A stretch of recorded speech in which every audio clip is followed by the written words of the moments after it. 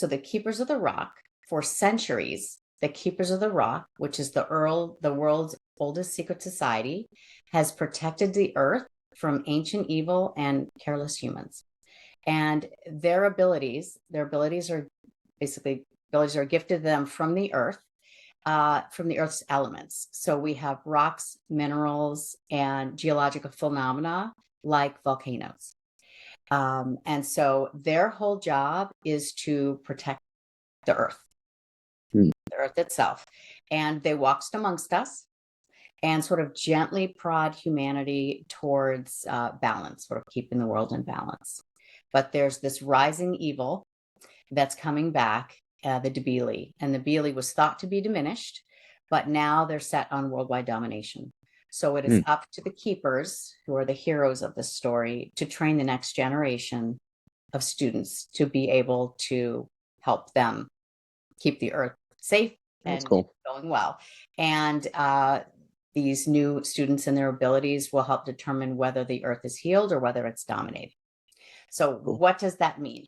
So I've got 6 different abilities, and I'll just go through them briefly because that gives you a real colorful idea of what the story is about. So we have what's called Vulko, and keepers who are Vulko have abilities to sense volcanic eruptions and know when volcanic eruptions are going to happen well before any other regular person will.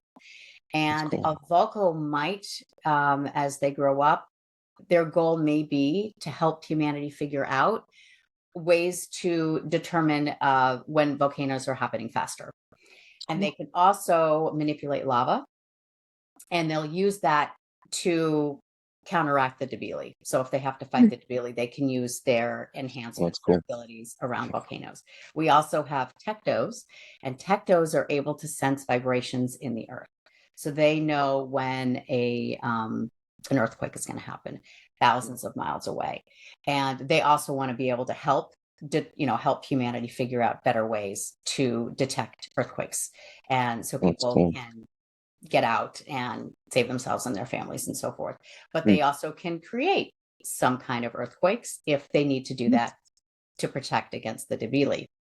Then we have Magros, and Magros are able to manipulate rare earths. So they are very, very attracted to rare earths, and which are magnetic, of course. And so they can manipulate them and shape them and create shapes with them and so forth, and also use them to attack the Debili. They can create prisons and structures and things that can hamper a Debili from doing whatever they're doing. And then we have Ingenios.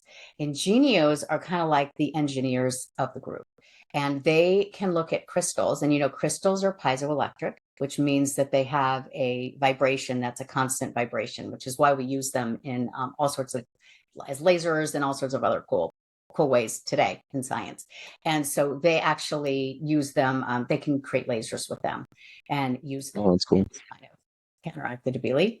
We have pharaohs, and pharaohs basically are attracted to metals in the ground, so phosphorus and metals, and they have affinity for that. And they can use heat manipulation to kind of shape all those.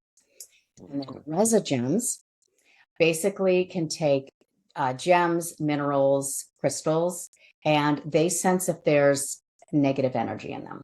So I love this idea because I don't know if you ever watched a TV show called Warehouse 13.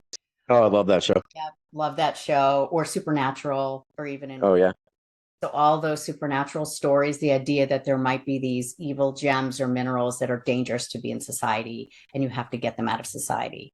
So those that are resogems, their whole job is to sort of go out and sense those and get them out of circulation, because either the Debili might use them to manipulate human beings, or human beings might get them and not know what they are.